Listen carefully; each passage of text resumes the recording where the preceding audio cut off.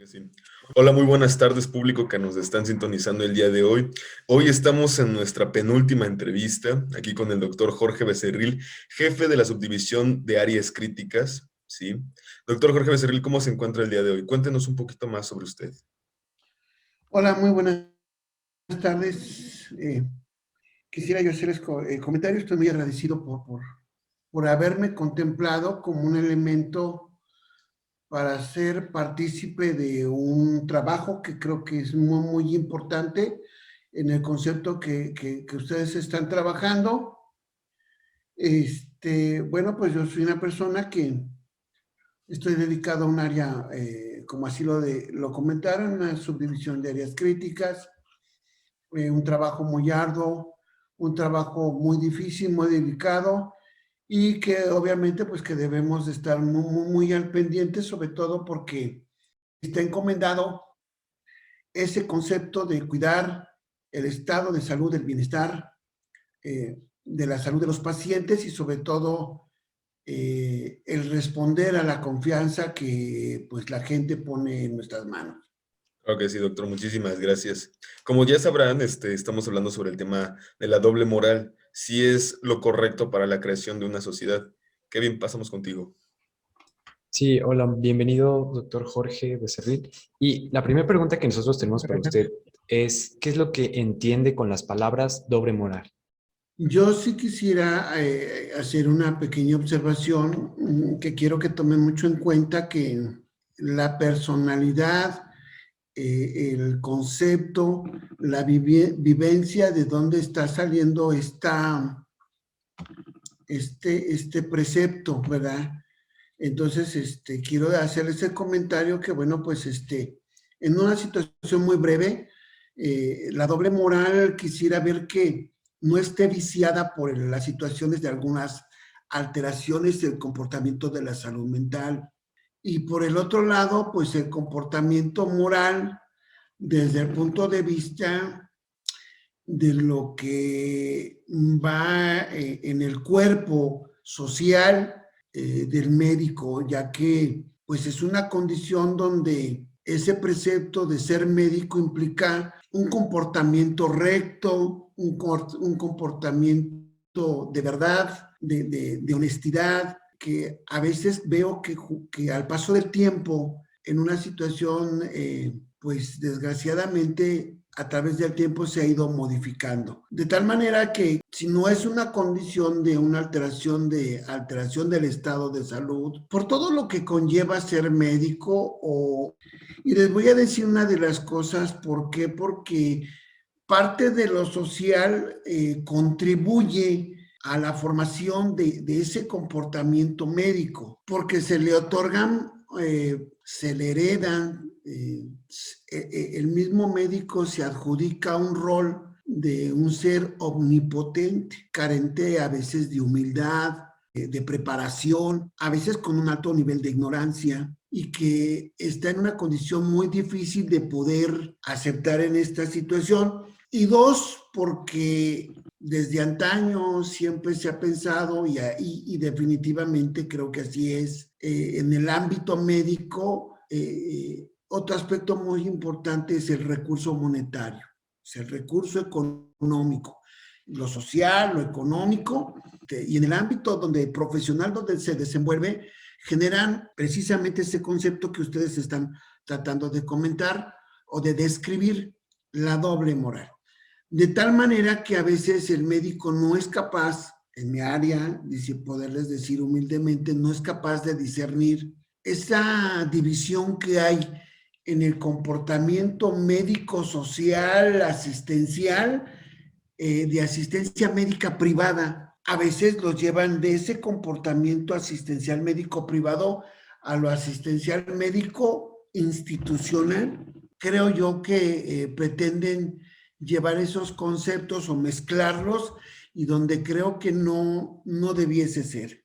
En alguno, sobre todo en lo institucional, porque cuando yo veo o aprecio, por ejemplo, cuando llegan compañeros de recién contratación con subespecialidades muy complejas, por el hecho de encontrarse en el concepto de ser candidatos a una base médica, o sea, de un contrato seguro de trabajo, son toda disposición, son toda verdad, son toda humildad y una grandeza de habilidades que demuestran. Sin embargo, cuando ellos evolucionan y son respaldados a través de una instancia, de una base de trabajo seguro, irrevocable a veces, se participa, yo creo en un concepto que desarrollan, uno, ser los enemigos de la propia institución para la cual trabaja. ¿Qué quiere decir esto? Desarrollan la ley del a mí no me toca, la ley del más mínimo esfuerzo, la ley de soy el déspota, soy el omnipotente, que en un momento determinado desfavorece la atención humana, que tiene dolor, un dolor a veces no existente, pero expresado, y lo cual pues desgraciadamente no somos atentos en esa fineza o esa delicadeza, ser sutiles en ese aspecto para poder asistir con dignidad a la gente. Entonces, creo que a veces se conducen a veces con muchas mentiras, a veces en el ámbito en donde se desenvuelven son ese poder económico, incluso desgraciadamente, por así decirlo, partícipes de una infidelidad, ¿verdad? Mantienen muchas parejas sexuales y que desgraciadamente impactan en lo familiar, olvidándose que tienen un concepto de responsabilidad económica, de imagen ante sus hijos, ante su esposa, y se pierden esos valores. Entonces, creo que no estamos subyugando, no tenemos ese control, no hay esa autoridad como para poder mantener esa coyuntura de mantener al personal en un trayecto digno, responsable, con alto nivel de eficiencia, de honestidad, de lealtad, ¿verdad? Y que es ahí cuando se empieza a confrontar ese precepto de un binomio, ¿no? Me comporto bien en casa, pero soy de esta magnitud en mi área profesional, privada o institucional. Doble moral, y yo aprecio que mucha gente, una vez que se siente protegido por una base de trabajo, empiezan a expresar un sentimiento de la institución. A mí no me toca, carencia de dar ese seguimiento, esa respuesta, hasta que el paciente egrese de una forma satisfactoria, ¿no? Entonces, creo que el hecho de hasta hacerles una pregunta, despotrican en un despotismo desmedido, insultante, no digno, y que todos los días debiésemos de trabajar en ese aspecto, en la lealtad, en la verdad, en ser una persona recta, en ser una persona honorable, sobre todo honorable, una persona que utiliza todos los recursos a veces humanos, institucionales, independientemente con la carencia que tengamos. Creo que esa para mí en lo particular, lealtad, trabajo, verdad, humildad, ponerlo a disposición a la gente, ¿verdad? Para mí eso sería, porque efectivamente creo que es un punto de vista que es mucha verdad, jóvenes estudiantes de este nivel, es de mucha importancia que pudiéramos proponer como una tesis de trabajo, cómo modificar ese patrón conductual, que mucha falta le hace a nuestra comunidad, entre ustedes mismos como compañeros del nivel en que se encuentran, con ese nivel educativo y calidad que tienen, que pudieran tener esa entereza, ese lineamiento de rectitud, que nos impida esa situación dual, ¿verdad? Y siempre mantenernos en esa rectitud, ¿verdad? Eso es lo que estaré yo pensando. ¿Qué más pasa? Muchas gracias, doctor, por compartirnos un poquito sobre su experiencia y conocimiento sobre la doble moral. Ahora me gustaría pasar a una pregunta un poquito impactante que se ha visto durante las últimas entrevistas. ¿Usted cuál cree que son los beneficios de la doble moral? Pues son muchos. Pues, por ejemplo, cuando hay una doble moral es por ejemplo, el ser deshonesto implica, por ejemplo, sobre todo hoy lo veo desde el punto de vista virtud de la falta de respeto para el paciente, ¿no? Tanto en lo económico, porque se ha notado que hay muchas gentes que se comportan dentro de la imprudencia, carencia de la ética, ¿verdad? Con la situación de sacar el mayor provecho de lo expuesto, ¿verdad? Por ejemplo, que se ofrecen trabajos por un costo extra, que a veces ni existe. Yo quisiera comentarles algo, por ejemplo, ¿verdad? Que ustedes pudieran evaluar. A veces se ha detectado que algunas instituciones ofrecen, por ejemplo, el que se les pueda administrar a través, que yo francamente no entiendo cómo, se les pueda administrar, por ejemplo, las células de cerdo recién nacidos, importados de Europa, ¿verdad? Que llaman células madres de cerdo europeo para tratamiento para la diabetes mellitus. De mentiras, con una ventaja económica, sin una propuesta de solución de la gran patología que hay, que hasta ahorita lamentablemente no tenemos una cura. Tenemos la manera de cómo mejorar la calidad de vida, mejorar el tratamiento médico, mejorar, obviamente, con las repercusiones en mejoras del estado de salud, pero nunca con el concepto de que a través de esas células vamos a lograr la cura, el que desaparezca una enfermedad tan monstruosa como es la diabetes mellitus. He visto compañeros que ofrecen, ¿verdad? Esos recursos, ¿verdad? O también incluso, por ejemplo, que utilizan gasas con sustancias milagrosas para curar insuficiencias de la piel, ¿verdad? Que ponen que ahora que le van a poner sustancias increíblemente tóxicas, o como ahorita lo estamos observando, ¿no? Hay una venta de medicamentos para el tratamiento de COVID, que realmente, si los analizamos, pues no generan ninguna cura. Esto verdaderamente estoy seguro que así ha sido, porque dentro de todo esto tengo que, dentro de mis obligaciones, es mantenerme en la actualización diaria para el tratamiento, y que hasta ahorita desgraciadamente no hemos logrado tener un recurso de tratamiento, ¿verdad? Entonces aparecen curas donde les venden contenidos con calcio, ¿verdad?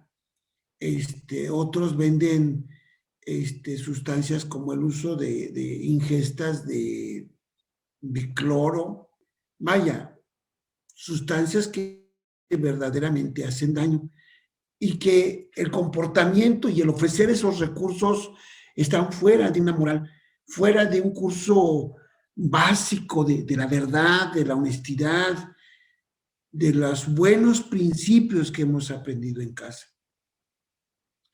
Imagínense toda esa sarta de mentiras con la finalidad de buscar un recurso económico. Creo que hay gente que abusa de la ingenuidad, perdónenme de este concepto, de la ignorancia de la gente, ¿verdad? Y que desgraciadamente los compran a altos costos con la esperanza de ver a un familiar que pueda recuperarse de eso. Y esto es un impacto de decir en lo familiar, decir, oye, ya llegó el medicamento que da la cura, ¿no? Y digo, yo he tenido una experiencia que quisiera hacerles el comentario que en algunos momentos estuve y que en un momento determinado, con el soporte que yo admito que la rectitud de mis hijos, yo quiero pensar que no la fe, pero sí mantenerse fiel a un concepto de decir por parte de mi esposa, el tratamiento es oxígeno, el tratamiento que puede ayudar, pero que no es la cura, es los esteroides. Toda esa sarta que envuelve al paciente COVID fue lo que hoy me mantiene con vida, en mantener esa situación de apoyo de los hijos, el mantener esa virtud de la verdad, de la rectitud, del estar en el apoyo recto, seguro, es decir, llegar a mi esposa a los 3 tiempos de alimentación, el no permitir, decía yo, algo que a mí me asustaba mucho, decir que mi esposa me dijo, si mi esposo tiene que ser intubado, que lo intuben a la mayor brevedad, a la mayor ingenuidad de insulto, tendrá que instrumentarse la vía aérea, porque si perdemos el tiempo sería muy importante para mantener la sobrevida. Creo que mis hijos y mi esposa se mantuvieron en esa rectitud y hoy puedo decir que gracias a Dios, gracias a mi esposa y a mis hijos, aquí estoy enfrente de ustedes, ¿verdad? Y también, por supuesto, contar con toda esa rectitud, con esa moral eh, de mis compañeros, de tener un actuar médico dentro de un lineamiento de la verdad, del que hacer y de lo que se debe de hacer en función de lo científico, de lo repetible, de lo demostrable, ¿verdad? Pero hoy vemos que todo esto está envuelto en una situación mágica donde yo participo en ello, donde veo que mucha gente dice mucha mentira, ¿verdad? Y esa es una situación que pues es la doble moral, con la finalidad de generar o de tener un beneficio de un recurso económico, ¿verdad? Que pues desgraciadamente se juega con la salud. Entonces creo que el contar con esas personas en la rectitud de la moral, en el precepto de la verdad, en practicar una medicina con preceptos fundamentales, teóricos, científicos, con esa rectitud de mi esposa y de mis hijos, hoy estoy aquí enfrente de ustedes, ¿verdad? Que me han dado la oportunidad de practicar con ustedes. Sí, y de verdad que con todo lo que nos ha contado usted, ha respondido todas nuestras preguntas sobre cómo es que afectaba a la sociedad, cómo es que afectaba a una persona. Y me gustaría que pasáramos entonces a las conclusiones. Entonces, Jorge, ¿qué me podrías tú decir, Jorge Manuel? Claro que sí, compañero Kevin. Podríamos concluir que, o sea, el doctor Becerril ha expuesto que debe de existir cierta rectitud, obviamente, y que en ocasiones se puede recurrir a los beneficios de la doble moral con cuestiones egoístas y aplicando la ley del a mí no me toca, por así decirlo. Estamos de acuerdo. Donde también a veces se puede ver como que un poquito otra vez de la ley del más mínimo esfuerzo. Estamos de acuerdo. Sí, él mencionaba que hay una falta de muchos conocimientos éticos y morales, por así decirlo, y que, pues, por así decirlo, el campo médico en ocasiones otorga ciertos valores que no permiten la existencia de la humildad. ¿Estoy en lo correcto, doctor Becerril? Así es, así es, creo que hoy nuestra sociedad se ha deshumanizado. Creo que hoy nos afecta en desapego a los principios enseñados en casa. Hoy hay mucho desapego precisamente se van gestando desde que estamos muy pequeños a esa situación de la mentira, a esa falta de la rectitud, del trabajo, de confrontar las necesidades, por ejemplo, en ustedes, el tener una verdad educativa, ¿verdad? Por ejemplo, ¿cómo es eso? Bueno, pues contestar pues sus exámenes, que yo creo que es la única forma de demostrar cuál también han aprendido una lección, pero si nosotros no gestamos como padres la rectitud, la verdad, ante esa respuesta de preguntas y respuestas, más ahora que está favorecido porque como ahorita mantenemos una información por esta vía electrónica, nada más imagínense cuántos sistemas de contestar exámenes, ¿verdad? Que lo único que tienen es preguntarnos si hemos aprendido o no la lección, si hemos aprendido o no lo que se nos ha enseñado.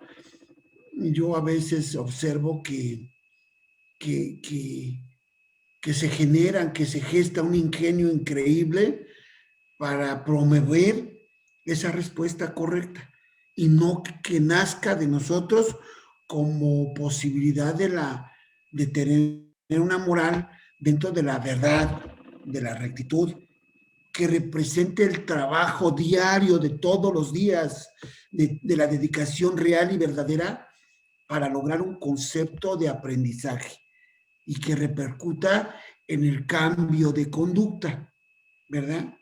Creo que es ahí donde debemos esforzarnos para que al paso del tiempo se genere y sobre todo en ustedes que yo creo que no estoy equivocado.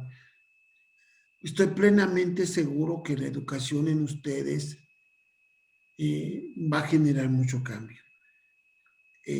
Pedirles que siempre se mantengan no dentro de esa doble moral, sino que tener un sentimiento de autocrítica, ¿verdad? De la humildad, del trabajo, del compromiso del trabajo que nos lleve al logro del éxito en cualquiera de sus ramos. Eso es lo que vamos a lograr. Mientras no lo logremos, tendremos un país como lo vemos ahorita, con violencia. ¿Por qué? Porque es el haragán, porque es el irresponsable, porque él es el que está desinteresado no me preocupo por lo que que va a ser de mí en un futuro. No me preocupo en estudiar porque hay alguien que me va a sostener mi vida económica. Somos nosotros, ahorita de pequeños, así como están, jóvenes, que deben de tener esa mente sana, que deben de tener ese compromiso social de cambiar todo esto. Y sé que seguramente, ojalá que con esta plática, que con esa propuesta de trabajo que ustedes tienen, con uno solo, que logren ese rango de la moralidad, que evite esa doble moral, yo creo que su trabajo valdrá la pena. Sí, y queremos agradecer, doctor, que nos pueda ayudarnos a darnos cuenta que desde esta etapa educativa se puede ver algo, se puede ver este cambio que tanto se necesita o que tanto usted ha identificado dentro de su ámbito médico. Y con esto nos gustaría concluir, darle las gracias por el tiempo que ha dedicado a esta entrevista, por toda su experiencia, por todo lo que nos ha contado. Y por último, quisiera dar unas breves palabras de despedida.